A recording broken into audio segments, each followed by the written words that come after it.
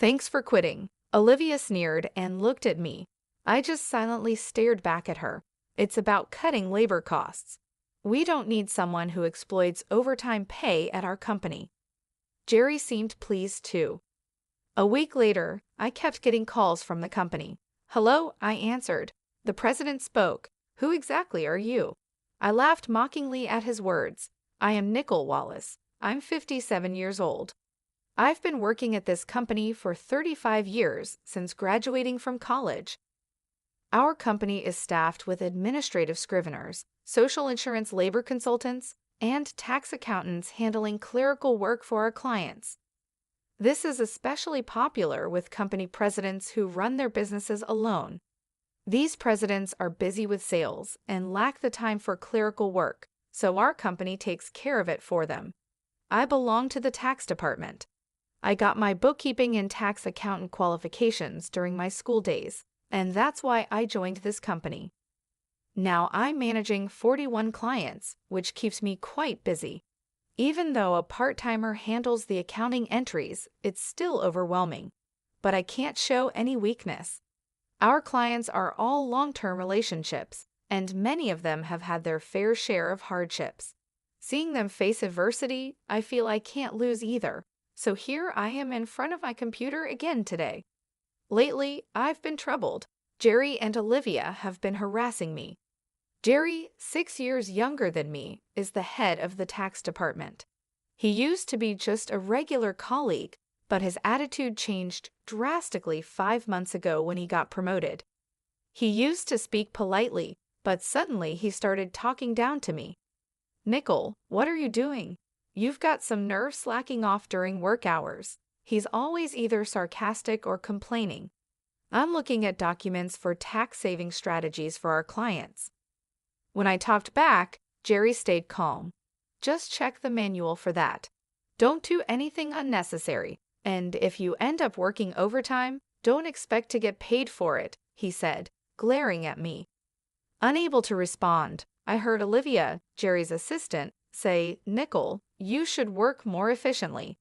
At this rate, you'll never finish. That's why you're still a regular employee. Olivia laughed mockingly. I was the first to be offered the promotion to department head, but I declined.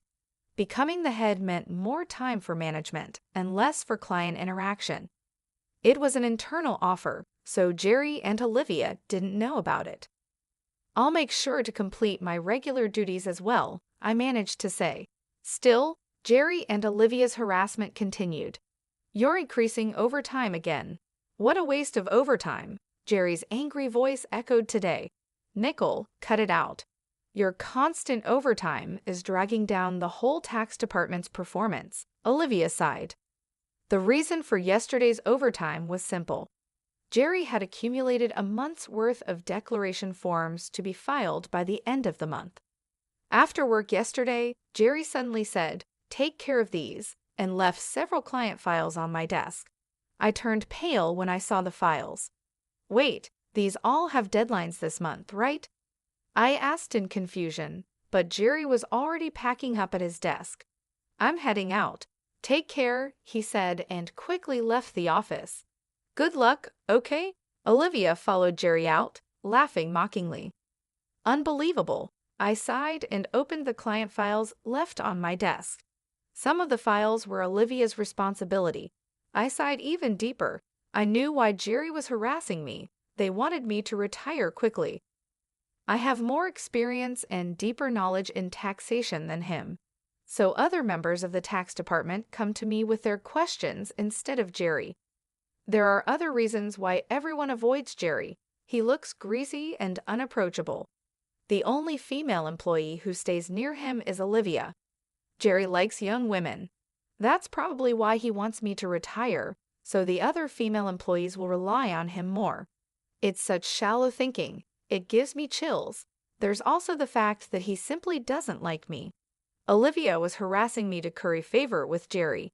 Jerry evaluates the performance of the tax department, so she probably wanted to undermine me to get a good evaluation from him. Anyway, I have to manage these declarations. I have to prepare the tax declarations for my assigned companies, but it looks like I won't finish today's work either. If I try to claim overtime, I'll just get complaints from Jerry and Olivia. So I resigned myself to unpaid overtime. Then, one day, I was suddenly called to the president's office. Our company had just had a change of president. The original president's father had been managing the company since it was founded, and he had recently handed it over to his son. The son had always worked at another company and wasn't fully familiar with ours, but he had to take over because his father had suddenly fallen ill. "Excuse me," I said as I entered the president's office. I noticed Jerry and Olivia there, both with unpleasant smirks on their faces. "Why are Jerry and the others here?" I muttered quietly so no one else could hear. In this tense and strange atmosphere, the president spoke. "Nicole, we'll need you to resign by the end of this month." "Excuse me? What do you mean?" I asked, my mind spinning. "I heard from Jerry and Olivia that you've been overbilling for overtime.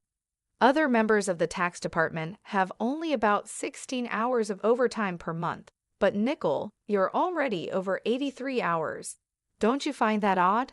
Jerry and Olivia have 0 overtime this month. Impressive, right?" The president looked at me sternly.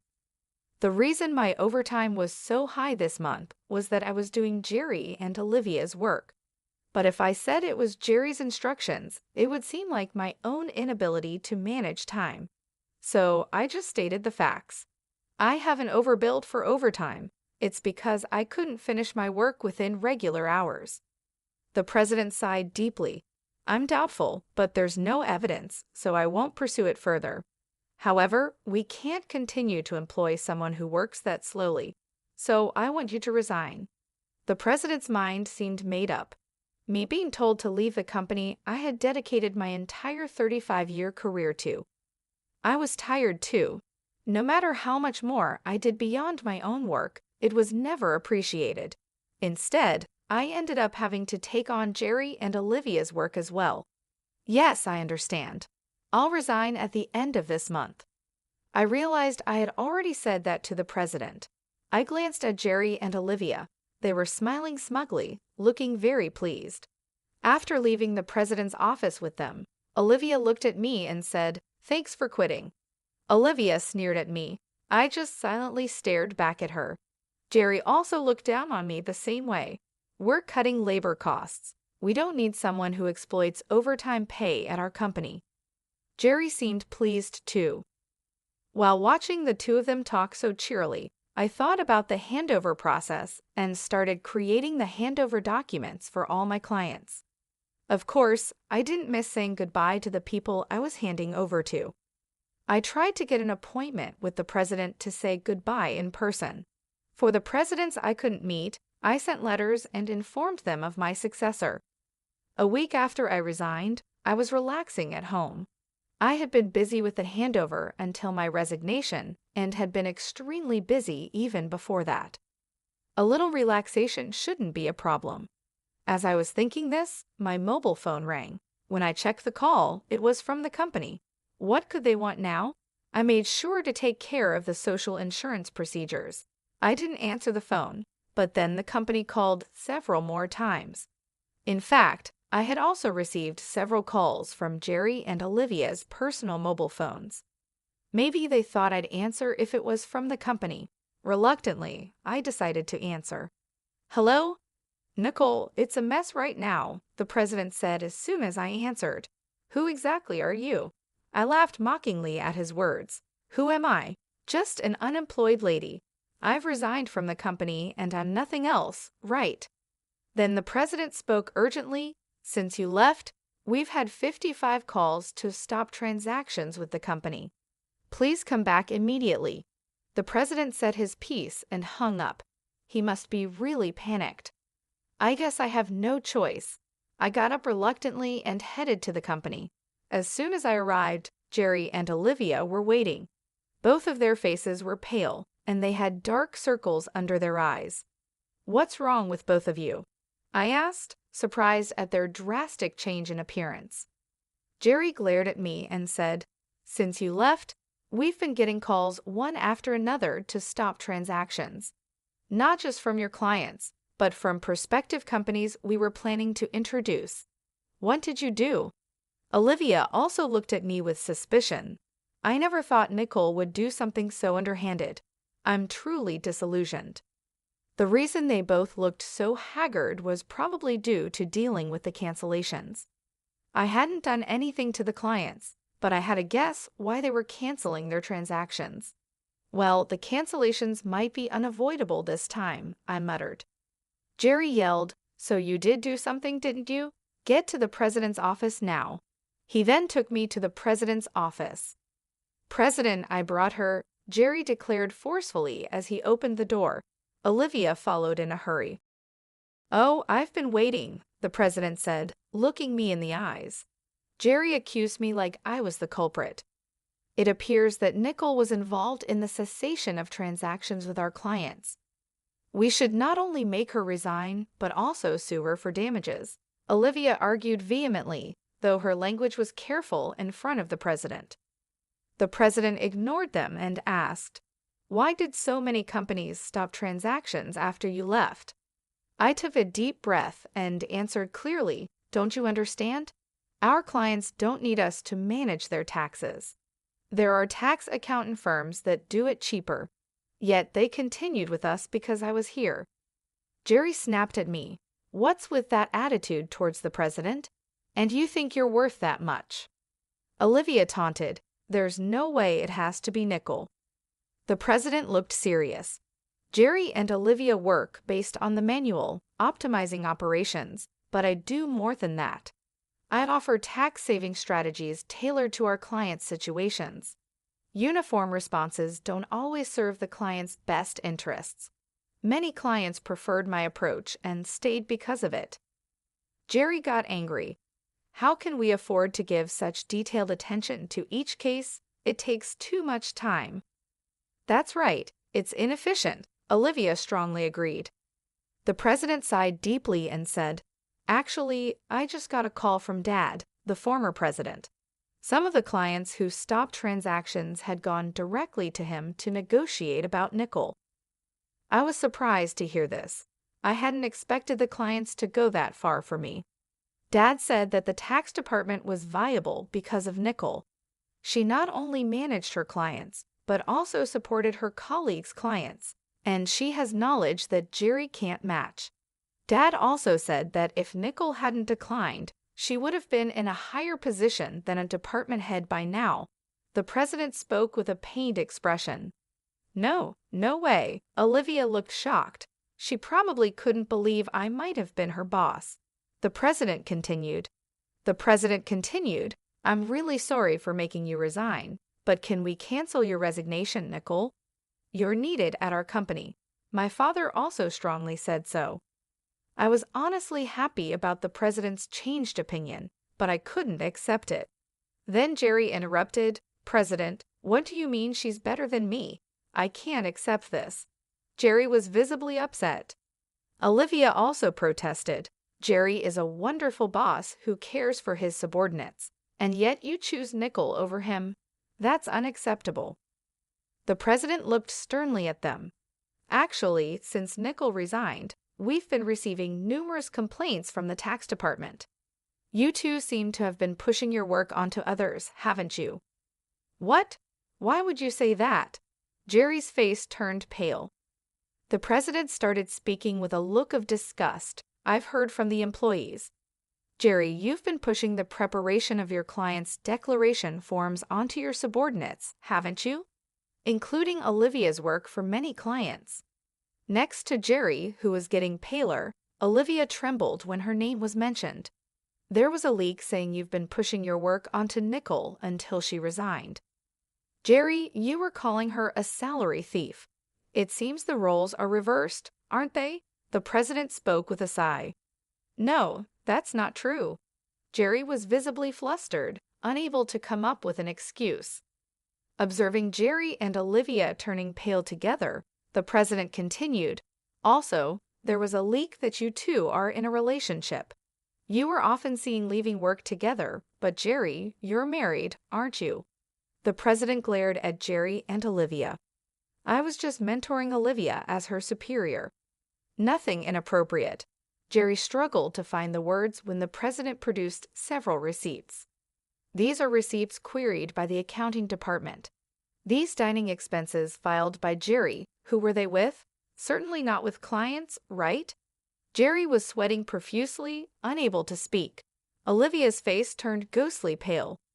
Jerry and Olivia, you've neglected your duty and inflated expense claims. Plus, you're having an affair in the office despite being married. According to company policy, I'm terminating your employment as of today, the president told them calmly and straightforwardly. Jerry and Olivia tried to resist. Please wait. I'll retract the receipt claims. Just don't fire me. I have a family. Jerry desperately tried to reverse his firing. Olivia did the same. Please, I don't want to be fired. I'll apologize to Nicole and the others for dumping work on them. Olivia was on the verge of tears, realizing the severity of being fired for neglecting work and having an affair with a supervisor. She must have been worried about her reputation. I advised Jerry and Olivia, why don't you just stop resisting? It's undignified. Jerry glared at me. Shut up. What would a single person like you understand? I sighed and said, Jerry, you were the one who got me fired. It's just karma. What goes around comes around. Why don't you take some responsibility and reflect a bit? Damn it, Jerry looked frustrated. Olivia bit her lip. I haven't reported this yet, but there's more to Jerry and Olivia's misconduct. Should I share more details? I asked the president with a smile. Jerry and Olivia's behavior was well known in the tax department. Their stories had reached me whether I liked it or not. No, please don't, Nicole. Stop. Both were frantically trying to stop me. I gave them an ultimatum. Wrongdoings eventually come to light. It would be better for you to face reality before it gets worse. At my words, both of them collapsed to their knees. Ultimately, Jerry and Olivia were fired on the spot. I revealed their misdeeds afterward. These included Jerry faking business trips to go out with Olivia for days and harassing employees they disliked into quitting. They repeatedly reprimanded and pressured employees out of my sight and suddenly assigned work with tight deadlines. The employees who resigned asked me to keep quiet, but now they are happily working at other companies, so I decided it was okay to speak up. The president was furious at my revelation. He expressed his anger about cutting their final salary and also planned to thoroughly investigate past inflated expense claims. Jerry was begging the president, tears in his eyes, please don't cut my salary. What will I tell my family if they find out? Eventually, Jerry and Olivia's affair was exposed to Jerry's wife, and Jerry ended up getting divorced. The two are now facing claims for compensation in the divorce lawsuit. I know this because, for some reason, Jerry contacted me. Please, can you persuade the president to reconsider the firing? Olivia and I are in a real bind now. Apparently, Jerry and Olivia are struggling to find new jobs. The tax industry is somewhat insular. If you commit too many misdeeds, word spreads quickly through the industry's network. That's why no one is willing to hire Jerry and Olivia. They need money for the divorce compensation and living expenses, so now they're working day labor at construction sites. People used to office work suddenly doing hard labor outdoors must be tough.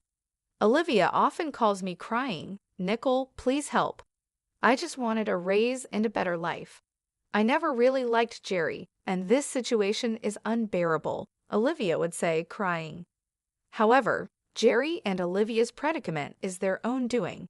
Many people, including myself, have been victims of their actions. So I told Olivia, this is all your own fault, Olivia. You can't undo what's been done. It will be hard to return to the same path. You're just going to have to deal with the hardships. No way, Olivia cried out in despair. This was the outcome of Olivia's actions. I hope she continues to regret her actions in the future. As for me, I'm still enjoying a relaxed lifestyle away from work. The president has been begging me to return, but I have declined. After being told to resign once, I don't think I'll go back. Sometimes I help out at a friend's tax office to earn a bit of money. Maybe once things settle down, I'll start my own office like my friend. In my own office, no one can complain about my working style. I can fully dedicate myself to my clients. As a tax accountant, I want to be on equal footing with my clients, not as a teacher, but as part of the service industry. My second life has just begun. I'm looking forward to delving into what I want to do next. Olivia's tears and pleas for help continued to come. "Nicole, please help. I just wanted a better life," she would cry. But her words didn't move me. The memory of the stress and harassment I endured because of her and Jerry was still fresh in my mind. "Olivia, you made your bed, and now you have to lie in it," I would tell her. "You can't expect sympathy when you showed none to others." "But it's so hard," Olivia would sob. "I never imagined it would turn out like this." "Actions have consequences," I replied. "You and Jerry brought this on yourselves. You can't go back and undo it. Now you have to face the results of what you've done." Olivia's cries of despair were the echoes of her own choices. It was a harsh lesson, but one she needed to learn. As for me, I found peace in my new routine. Helping out at my friend's tax office was rewarding. I enjoyed the work without the toxic atmosphere Jerry and Olivia had created. The president's requests for me to return became more frequent. "Please come back, Nicole. We need you," he would say. "I'm sorry, but I can't return," I would reply each time. "I appreciate the offer, but I've moved on." Starting my own office became a clearer goal each day. In my own space, I would set the rules. No more dealing with unfair treatment or office politics. I would focus on providing the best service to my clients, building relationships based on trust and respect. In this new chapter of my life, I could finally breathe. I felt lighter, free from the burdens of the past. My days were filled with purpose, and my nights were peaceful, free from the anxiety that had once plagued me. Looking forward, I saw endless possibilities. I could expand my skills, take on new challenges, and build something of my own. My second life was just beginning, and I was excited about the future. No longer weighed down by the negativity of my old job, I could now fully embrace the opportunities ahead. As I planned my new business, I remembered the support and trust my clients had shown me. They were the reason I continued in this field. Their belief in my abilities was the foundation of my new venture. With them in mind, I knew I would succeed. My journey had been tough, but it had made me stronger. Now I was ready to turn the page and start a new chapter. With renewed energy and a clear vision, I looked forward to what was to come. My past experiences had taught me valuable lessons, and I was eager to apply them in my new role. In the end, Olivia and Jerry's downfall served as a reminder of the importance of integrity and respect in the workplace. Their story was a cautionary tale, one that reinforced my commitment to building a positive and supportive environment in my own office. As I moved forward, I carried with me the knowledge that I could overcome any obstacle. My resilience and determination had brought me this far, and they would continue to guide me in the future. My second life was not just a continuation of the old, but a new beginning, full of